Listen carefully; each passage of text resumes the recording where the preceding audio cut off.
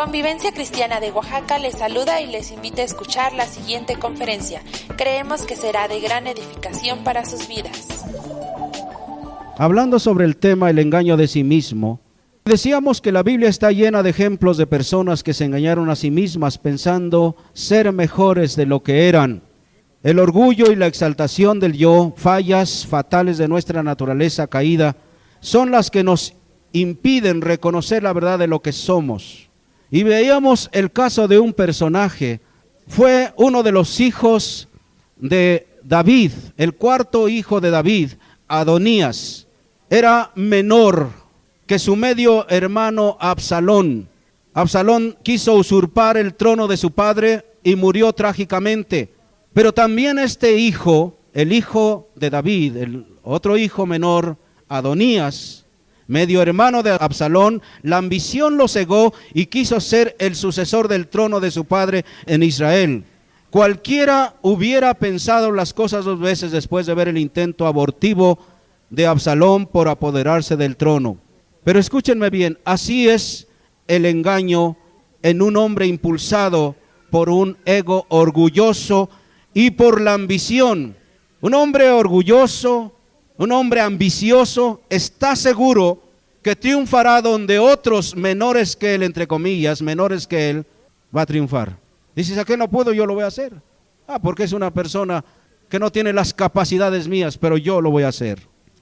Y las escrituras hacen a menudo observaciones profundas sobre el carácter de las personas con palabras tan sencillas, como lo veremos allí en Primera de Reyes 1, 5 y 6. Adonías, hijo de Agit, se rebeló diciendo, yo reinaré, y se hizo de carros y de gente de a caballo, y de 50 hombres que corriesen delante de él. Y su padre nunca le había entristecido en todos sus días con decirle, ¿por qué haces así? Además, este era de muy hermoso parecer, y había nacido después de Absalón. Y si seguimos leyendo, nos daremos cuenta de cómo es la trama. ¿Qué es lo que este personaje hace para arrebatarle el trono a su padre? Para usurpar el trono de su padre. Ya nosotros más tarde vemos que uno de los profetas y ciertos personajes le avisaron a David, ya era un anciano, le avisaron para decirle, tu hijo está tramando esto y ya está preparando todas las cosas. Y tú y Dios han dicho que Salomón es el que va a reinar. Así que te hacemos saber esto. Casi esto me huele a chisme del profeta Natán. Pero no es eso. Era lo que Dios había dicho que se hiciera, que Salomón reinaría en lugar de David. Y también el rey David había dicho, mi hijo Salomón me sucederá. Pero aquí vemos este caso. Este se siente de buen parecer, se siente muy inteligente, se siente el único, como que no hay otro. Si su hermano menor había fallado, bueno, pues porque era un tonto, le falló algo, pero yo lo voy a hacer. Y vemos esta situación, dicen la Biblia, que preparó todo esto. Y vemos una de las fallas terribles de David. Dice aquí en el versículo 6, su padre nunca le había entristecido, nunca lo corrigió, nunca lo estorbó cuando estaba haciendo algo incorrecto. Él dejó que él, desde niño, desde adolescente, de joven, hiciera lo que le viniera en gana. Es muy contundente esta frase. David, su padre, nunca le entristeció, nunca lo disciplinó, nunca le dijo, hijo, estás haciendo mal, no es correcto que tú lo hagas, para no traumarlo, para no entorpecerlo, para que creciera tan fuertemente, yo no lo sé. Pero la Biblia habla muy claro, dice que a los hijos en muchas ocasiones hay que usar la vara de la corrección. Y la Biblia habla y da una serie de recomendaciones cómo se deben educar a los hijos. Los padres cristianos no tenemos que desechar todo lo que el mundo nos ofrece, pero no tenemos que dar crédito a todo lo que el mundo nos dice. Dios tiene la razón. Y si Dios dice, instruye al niño en su carrera y aun cuando fuere viejo no se apartará de él, esto va a dar resultado. Y si tu hijo te dice, si amas a tu hijo, disciplínalo. La disciplina no solamente es darle de varazos o de golpes. Y debo decir entre paréntesis, Dios no está diciendo que golpes al hijo en la cabeza o le des un golpe en otra parte del cuerpo. Si es pequeño, tiene una parte carnosa donde tú puedes darle con la vara de la corrección. Desgraciadamente, algunos padres no supimos esto y quizá un día usamos la mano para golpear a los hijos. Pero hay una vara.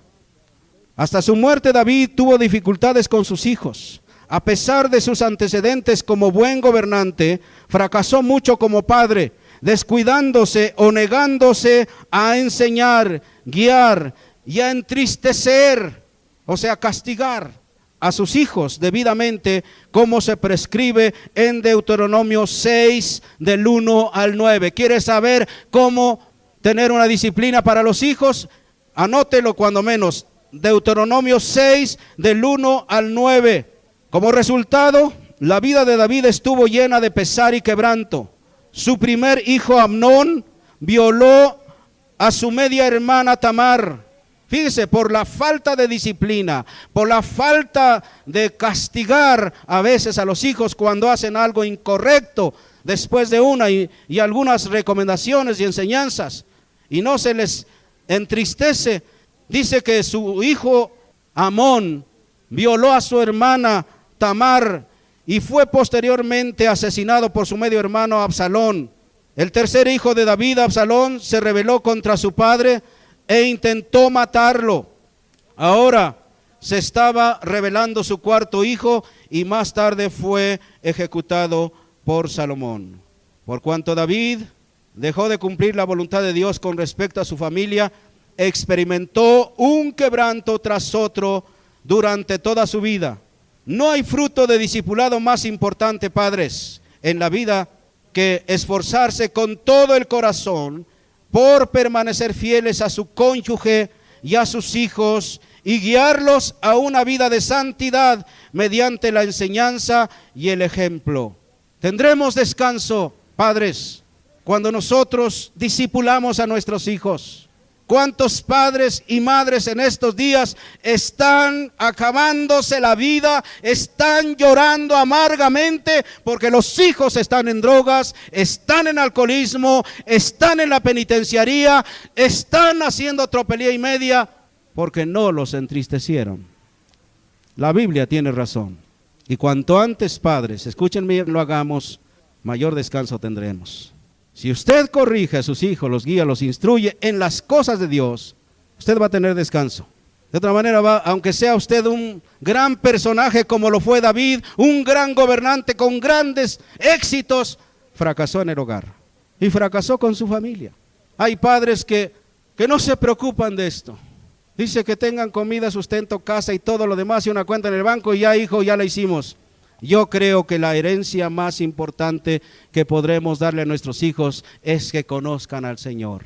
Confucio decía que si nosotros le damos un pescado a la gente que está hambrienta, le seguiremos dando pescados toda vez que tenga hambre. Pero si le enseñamos a pescar, ellos estarán pescando siempre que tengan hambre. ¿Está claro? Si nosotros les enseñamos los caminos de Dios, aunque desaparezcamos de la tierra, ellos seguirán buscando los caminos del Señor y estarán amparados, protegidos, bendecidos y viviendo una vida abundante. Padres, es tiempo de que pongamos atención en los hijos. Los amigos, el juego y todas las cosas tienen su lugar, pero una de las cosas primordiales y fundamentales es la educación de los hijos. Si tú no educas a tus hijos, ¿quién lo va a hacer? Si tú no respondes a las necesidades de tus hijos, ¿quién lo va a hacer? Es un ministerio, padres. Es un ministerio la educación de los hijos. Y óigame bien, y no solamente cuando ya se casaron, ya ahora sí, ¿sabes qué? Ya eres harina de otro costal, a ver cómo te va. Yo estoy entendiendo que no es así. Tengo un ministerio aquí en el grupo, pero tengo un ministerio en mi casa todavía. Y todavía sigo. Y casi un día me quejé, Señor, ¿pero por qué? Pues el ministerio es para toda la vida. Y qué mejor que tengamos hijos que levanten el nombre del Señor. Padres, es tiempo de que te dediques al cuidado de tus hijos, a la educación de tus hijos, a guiarlos, enseñarlos, instruirlos, disciplinarlos cuando sea necesario. De otra manera, Hubo inclusive sacerdotes, siervos de Dios, que tuvieron hijos perversos, porque se dedicaron tanto al ministerio que descuidaron a los hijos, a los que tratan o pretenden servir al Señor. Antes que el grupo que dirijas sea pequeño o grande, está tu familia. Por eso algunos caballeros, cuando dicen es que yo me quiero ir a servir al Señor, le digo, sirve mejor primero a tu familia. Atiende a tu familia, ministra a tu familia, trae lo necesario para tu familia. Porque el que no cuida de los suyos, dice San Pablo, es peor que un infiel. Si tú eres cristiano, atiende primero las necesidades de tus hijos. No solamente la comida, la ropa, la casa, la educación, sino también en cómo andan, con quién andan, qué hacen. Tal vez muchos padres están aquí tranquilos, contentos, siendo bendecidos por la palabra del Señor. ¿Y los hijos qué están haciendo? Perdónenme la expresión, tal vez diabluras. Tal vez diabluras. Su padre nunca les entristeció y la vida de David fue una vida de quebranto, de tragedias. Aún hasta después de su muerte siguió la cosa. Es claro el versículo. Versículo 6 de Primera de Reyes 1:6. Su padre nunca le entristeció. ¿Es dura la disciplina, padres, con algunos hijos o hijas? Es duro. Es duro, se los digo por experiencia, pero yo les he dicho una frase: mientras estés bajo mi techo, te vas a sujetar a la disciplina mía. Cuando ya hagas tu casa, te voy a respetar.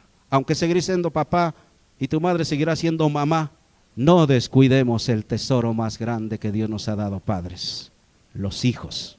Vamos adelante.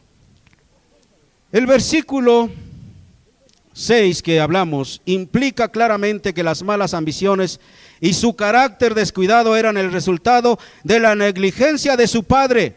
La historia está colmada de relatos de naciones que han sufrido bajo la tiranía de hombres que no recibieron la corrección de sus padres.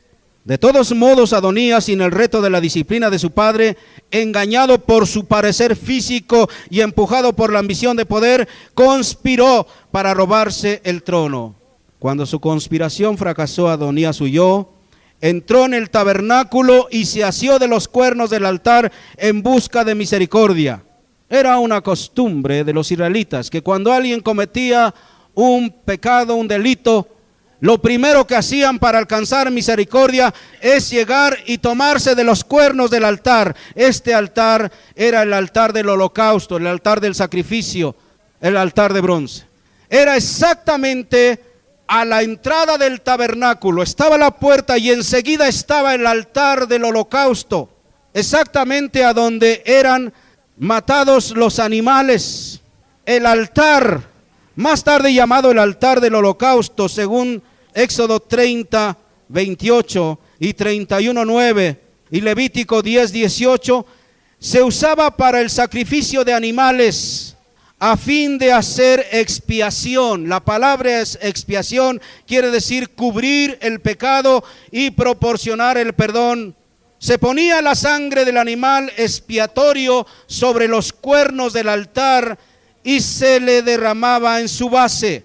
Este ritual expiatorio ponía de relieve que el pecado merece la pena de muerte, pero que Dios aceptaría la sangre inocente en lugar del pecador. La gente o el día de expiación se mataba un becerro y el sacerdote ponía las manos para dejar prácticamente el pecado del pueblo sobre ellos, confesaba el pecado y prácticamente la sangre inocente pagaba por los pecadores. Estaba tipificando la muerte de Cristo, porque el altar de bronce o el altar del sacrificio o el altar del holocausto estaba tipificando el sacrificio expiatorio de nuestro Señor Jesucristo. O en palabras sencillas, los tipos en el Antiguo Testamento estaban señalando al antitipo, y el tabernáculo es una tipología tremenda, extensa, que estaba señalando a Cristo. Y el altar de bronce, a donde podía matarse una res y ser ofrecida allí hasta ser quemada, hasta que quedara en cenizas, era señal de que Dios aceptaba la sangre inocente por el pecador, tipificando la muerte de Cristo en la cruz del Calvario. Pero cuando los pecadores o los transgresores de la ley querían buscar misericordia, iban y se trababan del cuerno. Esto es lo que hizo Adonías. Tan pronto se dio cuenta de que la había regado feamente, fue y se metió al tabernáculo y se asió del altar, porque cometió el error más grande después de haber muerto su padre, que pidió a Abisag sunamita. Ustedes pueden leerlo al principio de Primera de Reyes. Era una muchacha virgen, era una doncella, era una mujer hermosa, que solamente calentaba al padre, o sea al rey, porque ella era un anciano. No la conoció nunca, nunca tuvo relaciones con ella, solamente lo calentaba. Adonías entró, porque él tuvo la osadía de entrar con la madre de Salomón y decirle: ¿sabes qué? Tengo una petición, dile al rey que me dé a Abisag sunamita.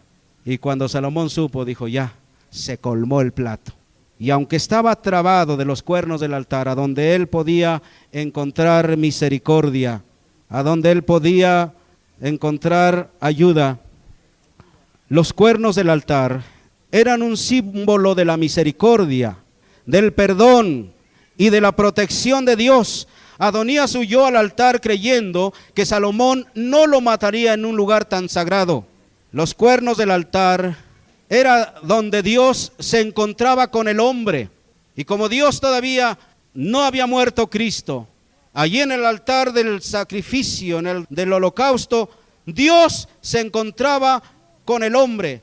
O dicho de otra manera, la justicia y el juicio no podían admitir al pecador en el santuario, pero la misericordia y la verdad sí podían salir a Dios, ya no envuelto en aquel resplandor irresistible y majestuoso como acostumbrara resplandecer en medio de las columnas místicas de su trono, los querubines de gloria, sino rodeado del misterio grandioso que nos es presentado simbólicamente en el mobiliario y en la disposición del tabernáculo. El mobiliario del tabernáculo, toda la tipología del tabernáculo nos debe hacer recordar el camino que atravesó aquel bendito Salvador, que es antitipo de todos estos símbolos. Él descendió del trono eterno de Dios en el cielo hasta las profundidades de la cruz en el Calvario.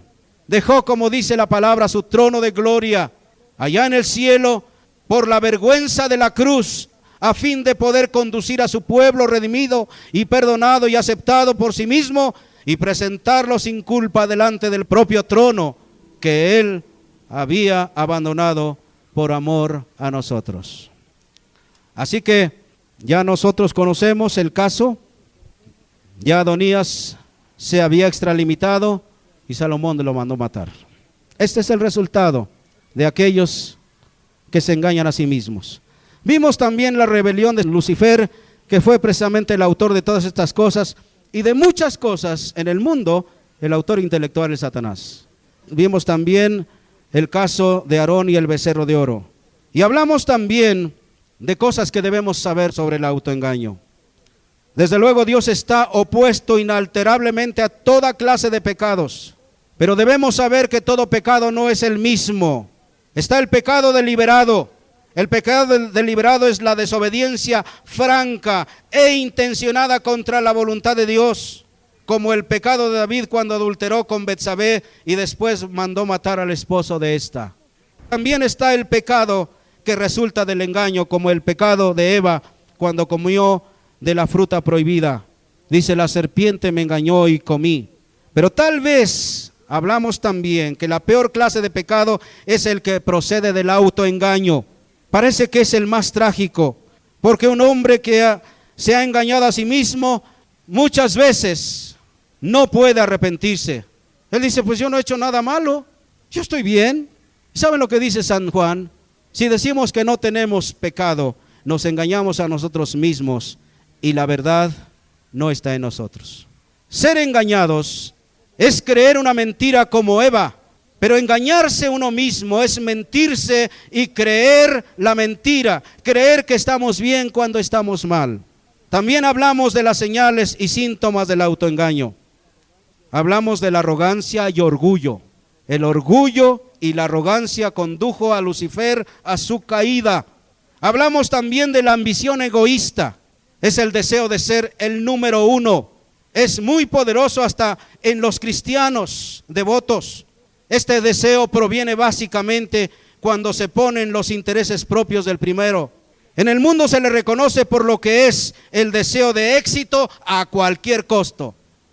En la iglesia, la misma ambición desnuda puede ser vestida con cierta justificación piadosa, pues todo lo que hago lo hago para el Señor. Todo lo hago por el Señor. 3. También vimos la actitud de superioridad. ¿Se acuerdan de aquel fariseo y el publicano? Dios, te doy gracias porque no soy como aquel. Ese sí es un pecador, ese sí. Pero tú sabes que yo pago mis diezmos, yo oro, yo ayuno. Actitud de superioridad. Y Cristo le dijo a unos que confiaban en sí mismos como justos y veían a otros con desprecio, les dijo esta parábola. También hablamos atribuyéndose lo que viene por la gracia de Dios. Esto es un engaño poderoso y sutil que puede terminar en la tragedia y en el desastre. Démosle la gloria al Señor. ¿Se acuerdan cuando Pedro y Juan iban a la oración? Estaba en la puerta la hermosa, un cojo de nacimiento de más de 40 años, y Dios les dio una palabra, le dijo, dile que se levante en el nombre de Cristo. Dice, mira, no tenemos nada, ni oro ni plata, pero lo que tenemos te lo vamos a dar, en el nombre de Jesús, levántate y anda.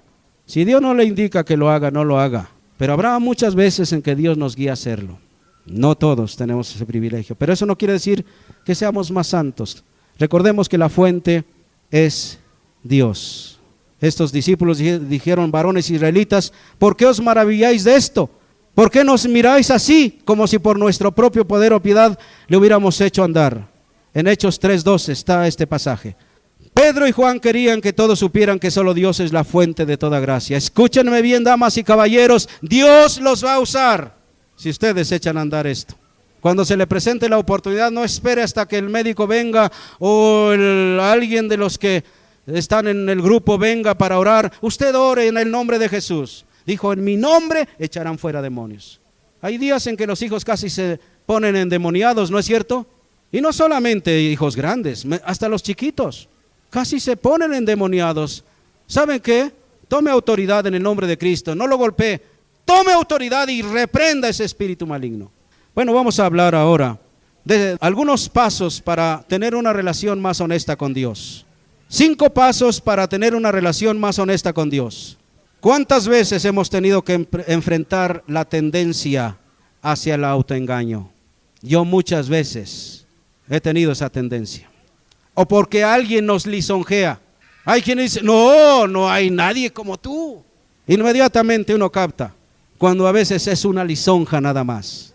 Pero ¿cuántas veces eso y otras cosas nos hace sentir como que de veras no hay otro como nosotros, ¿no es cierto? Bueno, todos tenemos esta lucha de vez en cuando, ¿sí o no? Yo le voy a dar algunos pasos. Humíllese, es el primer paso. Las escrituras son claras cuando dicen que esto es algo que tenemos que hacer nosotros, humillarnos. Dice, humillarnos bajo la poderosa mano de Dios y Él os exaltará cuando fuere tiempo. También Santiago 4:10 dice, humillaos delante del Señor y Él os exaltará. Nosotros tenemos que tomar la iniciativa para evitar el fariseísmo y la arrogancia. Si no lo hacemos, finalmente Dios nos pondrá en situaciones que nos humillarán. Mejor entonces es humillarse uno mismo. Esta es la postura de David cuando oró. Y yo he estado haciendo esta oración, Señor, pero también como que me retuerzo. Escúchenme bien. En el Salmo 139 dice así, examíname, oh Dios, y conoce mi corazón. ¿Cuántos de ustedes han hecho esta oración alguna vez? Yo lo he hecho algunas veces, pero me retuerzo. Y le digo, Señor, trátame con misericordia. Examíname, oh Dios, y conoce mi corazón. Pruébame y conoce mis pensamientos. Y ve si hay en mí camino de perversidad y guíame en el camino recto. O sea, lo que él está diciendo, señálame a dónde está la falla, a dónde está con tu lámpara, con tu palabra, dime dónde. Escúchenme bien, yo lo he estado haciendo en estos días. Le digo, Señor, ayúdame. Cuando pedimos la verdad con respecto a nosotros mismos, necesitamos estar preparados cuando Dios enfoque su luz en alguna área oculta y desagradable de nuestra vida. Usted lo podría hacer. Si usted lo hace, es que usted quiere ir adelante. Si usted lo hace, es que usted quiere seguir caminando con Dios. Quiere que Dios le use más y cumpla sus propósitos en usted. La segunda cosa, confiese y arrepiéntase. Digo confiese y arrepiéntase porque muchas veces lo que pasa por arrepentimiento no es suficiente para destruir nuestro propio engaño. Necesitamos confesar a alguien, ya sea un pastor, un amigo de confianza, y no solo a Dios, como dice yo me dirijo a Dios y los hombres no me interesan. Escúcheme bien. Hay liberación y redención cuando se le dice a alguien que usted ha sido un egoísta, orgulloso, arrogante, creído, mentiroso. Hay liberación y redención cuando nosotros hacemos eso. El arrepentimiento significa más que decir que lo siente. Lo siento mucho. El arrepentimiento es mucho más que eso.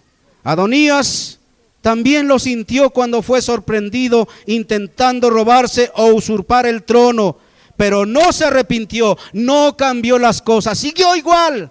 Cuando fue sorprendido en su rebelión, dijo lo siento, pero siguió en lo mismo. ¿Cuál? ¿Qué es el indicio de eso? Fue y provocó a Salomón, dijo dame la mujer de mi padre. Eso es en palabras sencillas. Dame la mujer de mi padre, Abisag sunamita, me gusta.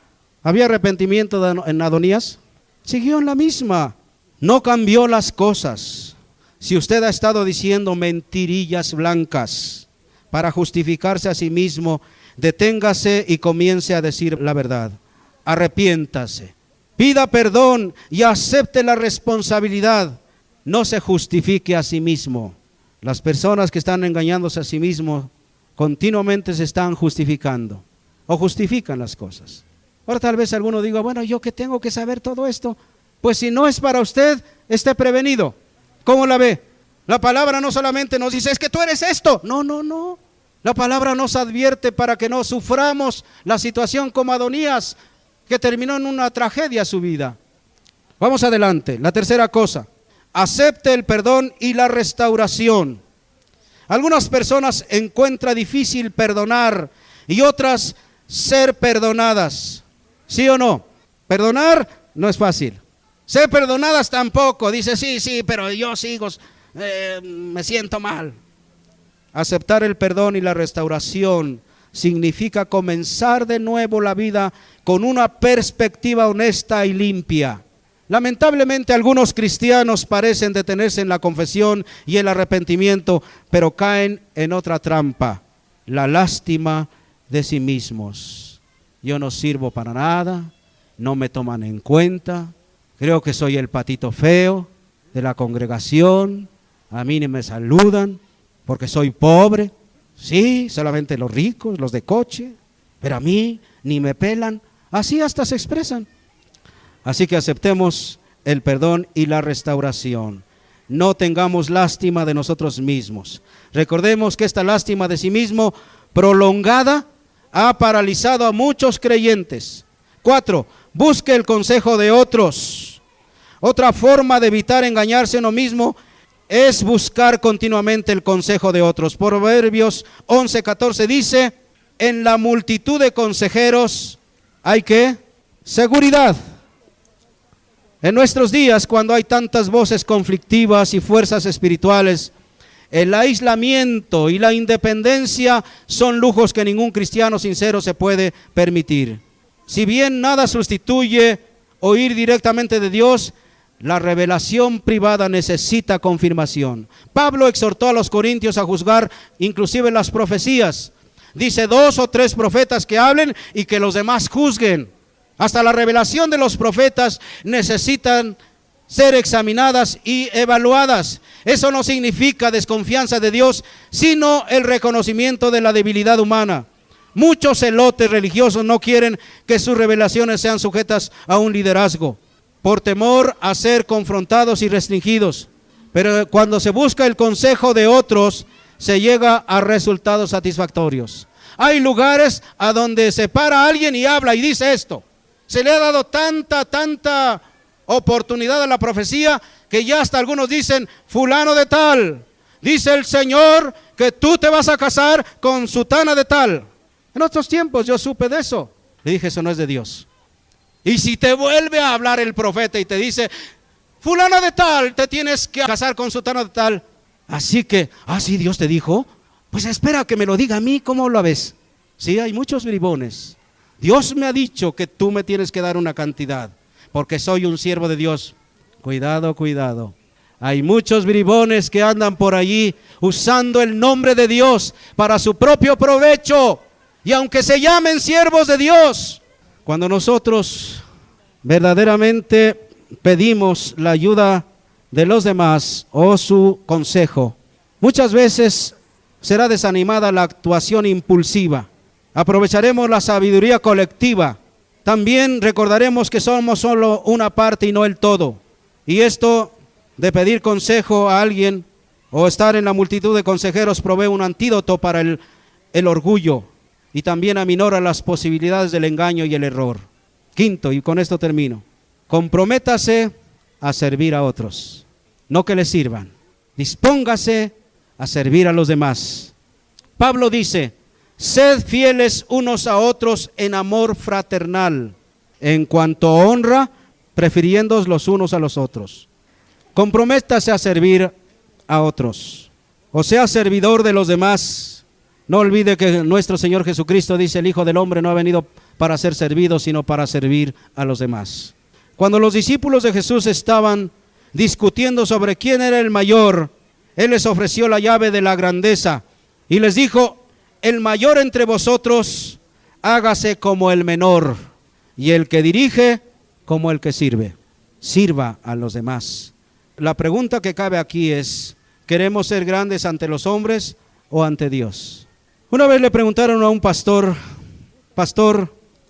¿tú estarías dispuesto a humillarte y servir bajo el ministerio de otro pastor? Jamás, dijo, jamás. Yo lo he pensado, ¿estaría yo dispuesto a eso? Así que para conocer la verdad, toda la verdad y nada más que la verdad, se necesita una obra profunda de Dios en nosotros para que por nuestra voluntad y regularmente sirvamos a otros. Vamos a mantener la honestidad. Hemos visto en las Escrituras la tragedia que puede ser el resultado de engañarse a sí mismo. La mejor actitud que podamos tener para mantener una relación honesta con Dios y una apreciación cabal de nosotros mismos la encontramos en Lucas 17:10, que dice, de la misma manera, cuando hagáis todo lo que se os ha mandado decir, siervos inútiles somos. Hemos hecho solo lo que debíamos haber hecho. Si vivimos como siervos humildes, honestos y fieles, nos mantendremos libres del autoengaño y podremos esperar las palabras de gracia de nuestro Padre. Bien hecho, buen siervo, bueno y fiel. En lo poco fuiste fiel, sobre mucho te pondré. Entra en el gozo de tu Señor. Vamos a cuidarnos del autoengaño y vamos a considerar a los demás como superiores a nosotros, sirviendo con amor fraternal a los demás. Tal vez esta palabra no es para todos en este momento, pero tal vez es una advertencia para muchos. Y aún, Señor, para mi persona, no somos más que siervos inútiles, pero queremos que verdaderamente este espíritu de humildad, de honestidad, nos acompañe en nuestras vidas. Tú has dicho que tus hijos serán puestos por cabeza y no por cola, estarán arriba y no abajo. También tu palabra dice que el que se exalta será humillado y el que se humilla será exaltado. Señor, no estás aconsejándonos que no tengamos anhelos grandes, ambiciones en tu reino inclusive, o en el trabajo, o en la profesión, sino nos quieres advertir que no nos autoengañemos. Como dice la Biblia, alábete el extraño y no tu boca. Alábete el extraño y no tu boca. Esperamos que te haya edificado este mensaje. Síguenos en nuestras redes sociales. Dios te bendiga.